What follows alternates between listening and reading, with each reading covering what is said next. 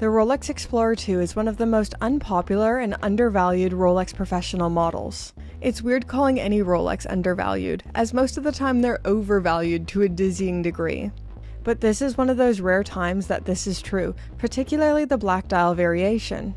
The Explorer 2 is kind of the odd duck of the modern professional lineup, and I think it is going to be one of those future collectibles one day, kinda like how the Rolex Daytona once had a time where it was undervalued.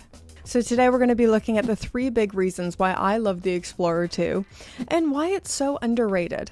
If you're new here, hi, my name is Brittany, and on this channel we just talk about watches in a hopefully not pretentious and joyful way. I feel like I should start this video by saying I'm sorry. It's been 2 Sundays of back-to-back Rolex videos. I know, it's a lot of Rolex. But both videos have been models that I truly believe are underrated and undervalued for how awesome they are. So this is the current catalog version of the Explorer 2, reference 226570, and I've got this watch on loan from the fabulous people over at Watchfinder. If you're looking for one of these, they have an amazing selection, including my personal favorite, the reference 16570. Slightly smaller size in the 40mm, just... However, it did hurt my millennial heart to see 1991 listed as vintage. Hello darkness, my old friend. Looking at the specifications and wearability, this watch has a case size of 42.7mm, a lug-to-lug of 49.9mm, so nearly 50mm, and a thickness of 12.3mm. Now these proportions make for a particularly large feeling 42mm. I am sized out of this version of the Explorer 2, so here it is on my 5.5-inch wrist and my husband's 6.75-inch wrist. Just a little channel update, you all should know, he now claims his wrists are nearly 7 inches. At this rate, he'll have an 8-inch wrist by Christmas. Everything about this watch feels so classic tool watch, and it has some great functionality as well.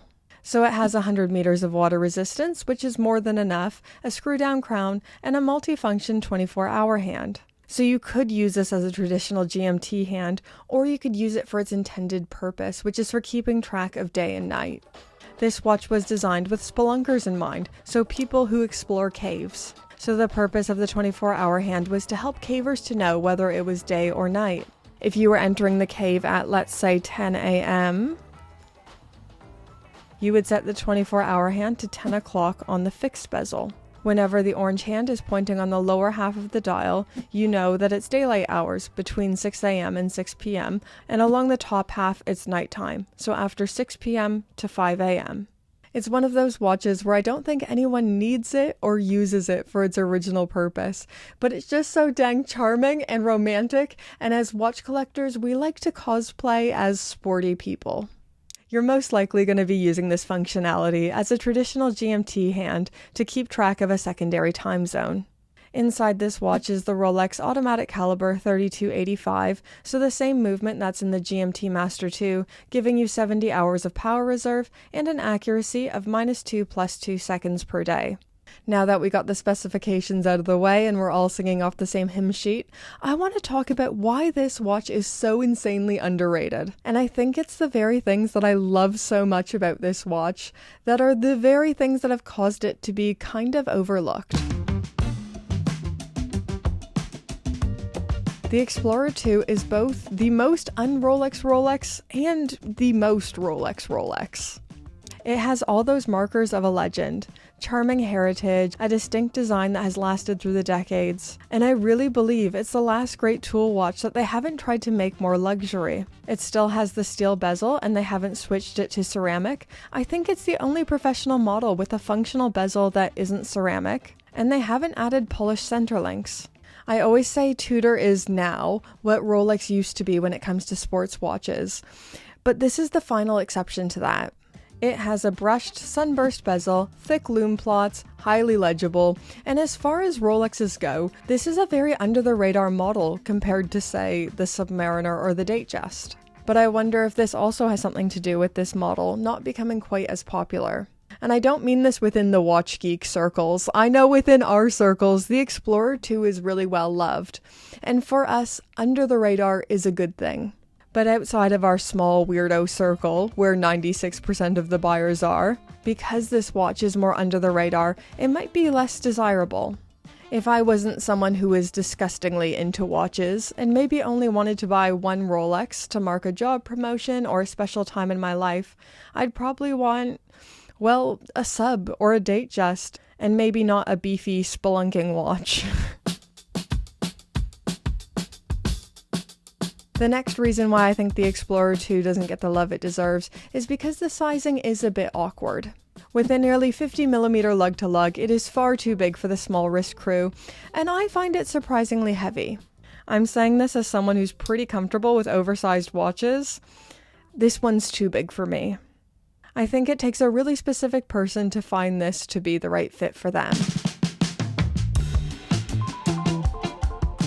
Because of the slight undesirability of the Explorer 2, I wonder if it's ripe for being one of those future classics like the Rolex Daytona. Today, the Daytona is one of the hardest to buy models at the authorized dealer, and it is simultaneously one of the most loved and hated Rolex models. But for a lot of their history, they were notoriously poor sellers. I was recently reading a Hodinkee article that cited there were some big red models produced in 1982 that didn't sell until 1988 according to sales records. Can you imagine a 62-63 big red sitting in the window for 6 years? It hurts.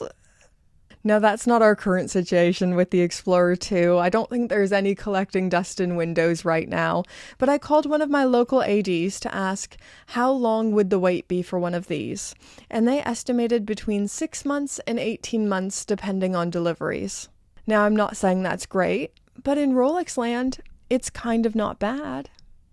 I always wonder if Rolex was to discontinue this line altogether, if it would suddenly become wildly desirable. I don't have any inside information. I don't know if that will happen, but who knows? I don't talk about this watch a lot on the channel, but this is actually one of my favorite Rolex models. And it's not because I'm going to be going down to the AD to get my name down for one of these, but it's because this watch will forever remind me of my husband, James. When I first met James and we were falling in love and we were just dating, the Black Dial Explorer 2 was his daily wear. At the time he owned a 16600C Dweller as well, but his most worn watch, there was a 99.9% chance he'd be wearing his 216570. I think this was the first Rolex I'd ever seen in real life, and he wore it everywhere. He loved the floating hands against the black dial, the functionality. To me, this is just forever him. Oh, I'm actually getting a bit emotional talking about it. See, this is the power of watches, though. They're so much more than just something to tell you the time. They're little pieces of you. They're little extensions of you. They're memory keepers. Yeah, this watch is really special. I'll just always remember and associate this watch with him. I actually remember the first time I saw a white dial variation, I was like, blah, I hate it. Because I'd only ever seen the black dial for so long. It was really strange to see the white dial and it looked off to me. And meanwhile, I had no idea. It's the more popular variation. But anyways, I'm just rambling on now. I'd love to know in those comments down below, what do you guys think to the Explorer 2? Would you ever buy one? Let me know, and don't forget to do all those sweet, delicious things to feed the YouTube algorithm gods. Like, comment, subscribe. And let's thank the wonderful, amazing, fabulous Pope tier patrons. All tier patrons are amazing, but at the end of the video, we thank the Pope tier patrons.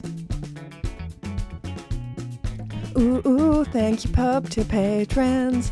Ooh, ooh, here's a song for you, backed by popular request. Thank you, Pope tier patrons, and all tier patrons.